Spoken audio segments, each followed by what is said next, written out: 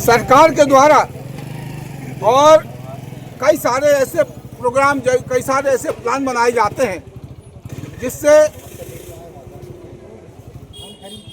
आसानी से लोगों को रहने की व्यवस्था, पानी की व्यवस्था, अनाज की व्यवस्था सब कुछ सरकार के द्वारा कराई जा रही है। सरकार के द्वारा वादे भी किए जाते हैं, सरकार के द्वारा टेंडर भी दिए जाते हैं, सब कुछ होता है। लेकिन ज़मीनी स्तर पे जब बात आती है तो ज़मीनी स्तर पे हमको देखने में कुछ और आता है।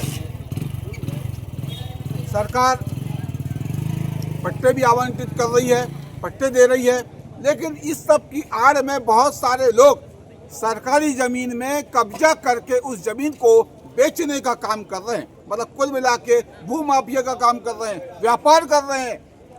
साथ में सरकार के द्वारा हर घर नल और नल में जल, इस बात को लेकर के ये अभियान चलाया गया है। नल जल योजना चलाई गई है, जिसके तहत गांव-गांव में पाइपलाइन बिछाई जा रही है, गांव-गांव में टंकियां बनाई जा रही हैं, ताकि गांव के लोगों को, महिलाओं को, माताओं बहनों को और दूर तक पानी लेने को न जाना पड़े। लेकिन आज भी जमीनी स्तर पर ये देखने में आ रहा है, इतना सब कुछ होने के बाद आज भी नल तो लग गए हैं, लेकिन उसमें पानी नहीं आ रहा है।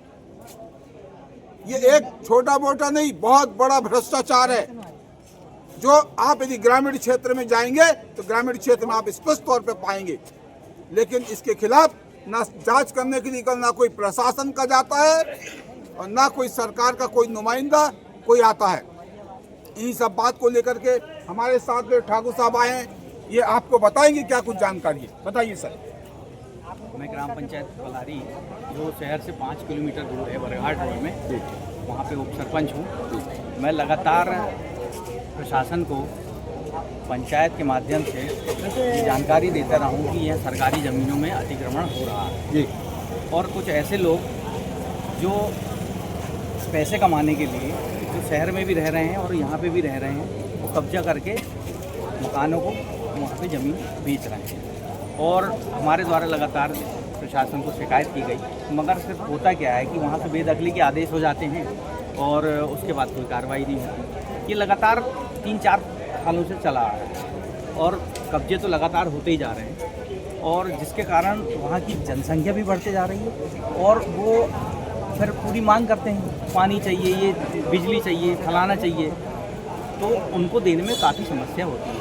मगर सरकारी ज़मीन को बेचना अपराध है, जिसका हमने FIR भी कराया है 2-4 लोगों का। FIR में निर्देश हैं, मगर FIR नहीं हुई उनको। यानी स्टाम्प लिख रहे हैं लोग, सरकारी ज़मीनों को स्टाम्प लिख रहे हैं कि ये मेरी ज़मीन है और उसको बेचा जा रहा है। इस पर कड़ी कार्रवाई नहीं कर पा रहे हैं प्रशासन। पंचायत को आदेश करे तो पंचायत करे, तो पंचायत को भी आदेश नहीं कर रहे। क्या चाहते हैं आप? जनहित में आप आवाज़ लेकर के आए, जनहित में आवाज़ आप बने हैं। ये चाहते हैं कि जो वहाँ के मुख्य निवासी हैं उनके मकान तो हैं, मगर दूसरे लोग आके वहाँ मकान को बेच रहे हैं, और अभी भी कम से कम 20-25 मकान ऐसे हैं जो बंद हैं और वो अपना नाम वहाँ जुड़वा लेते हैं और शासन की योजनाओं का लाभ लेते हैं और फिर चले जाते हैं मकान बेच के। दूसरी समस्या क्या है? दूसरी समस्या ये है कि नल जल योजना, जैसा कि आपने अभी बताया कि घर घर पानी की व्यवस्था बनाने के लिए सरकार लगातार प्रयास में है, मगर हमारी ग्राम पंचायत पलारी, जो कि शहर से 5 किलोमीटर से, बाकी वो तो हाल क्या होगा पता नहीं, मगर सिर्फ शहर से 5 किलोमीटर है, जिसमें अभी 3 किलोमीटर लाइन बिछना बाकी रह गई है। कुल मिला के ये कहा जाए तो इसका मतलब ये हुआ कि दिया तले अंधेरा। मुख्यालय में हम बैठे हैं, यहाँ पे विधायक जी बैठे हैं, थोड़ी दूरी पर सांसद जी है, सांसद जी को तो फिक्र ही नहीं है सिवनी की, उनको तो बालाघाट छोड़ के होता ही नहीं है, सिवनी की चिंता नहीं है। बालाघाट देखिए कहाँ से कहाँ पहुँच गया, लेकिन आज भी हम बालाघाट के सामने सिवनी को देखते हैं, एक गांव की भांति पाते हैं। हम ये चाहते हैं, सरकार से मांग करते हैं कि फिर से एक लोकसभा अलग से सिवनी को बनाया जाए, ताकि हमारे सिवनी में भी जो है विकास के कार्य जो है तीव्र गति से हो और हमारी यहाँ की जो जनता है सुखी हो, समृद्ध हो। मैंने अभी जो आपको बात किया, ये मामला आज का नहीं है। अतिक्रमण सिवनी में जो है, ये भैरवगंज में एक अतिक्रमण जो है आधा एकड़ में एक सोहन कुशवाहा के द्वारा किया गया, उसके द्वारा 5 बार नोटिस दी गई प्रशासन के द्वारा, लेकिन इसके बावजूद भी कोई प्रशासन का नुमाइंदा उस अतिक्रमण को हटाने के लिए नहीं गया। सिर्फ और सिर्फ नोटिस देकर के इतिश्री कर ली गई। इसके बावजूद ये 5 बार नोटिस देने के बाद साबित ये होता है कि प्रशासन ये बताना चाहता है उस व्यक्ति को कि तू अभी जाकर कोर्ट से स्टे ले आ, ताकि काम रुक जाए, शासन प्रशासन कार्रवाई ना कर पाए। लेकिन मैं आपको एक बात बताता हूँ, मोदी सरकार से निवेदन आग्रह करना चाहता हूँ, मोहन सरकार से भी आग्रह करना चाहता हूँ कि प्रशासन की जो ढिलमुल रवैया है इसको ठीक किया जाए, दुरुस्त किया जाए, वरना जनता जो है जनार्दन होती है, जवाब देने के लिए तैयार। बहुत समय है अभी भी ठीक ठाक करने के लिए, दुरुस्त करने के लिए समय है। जो भी है 3 चीज मुख्य है, छत, रोटी और पानी। सरकार इन पर ध्यान दे।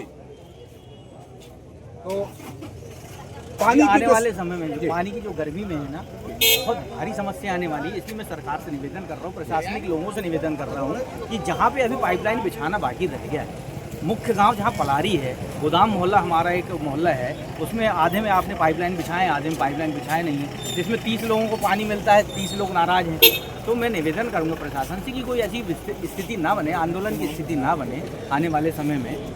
तो पूरे गांव में पलारी हमारी जो शीतला पटले है, जो कलेक्टर है यहाँ की, बेहद ही संवेदनशील है, आपको बता दें। बिल्कुल। लेकिन मैं आशा करता हूँ, अपेक्षा करता हूँ ऐसी कलेक्टर से, शीतला पटले जी से, कि वो जो है तत्काल से इस मामले को संज्ञान में लेंगी और तत्काल जो स्थिति पैदा हो रही है, जो कहावत चरितार्थ हो रही है, दिया तले अंधेरा का, इसको दूर करने की कोशिश करेंगे। धन्यवाद।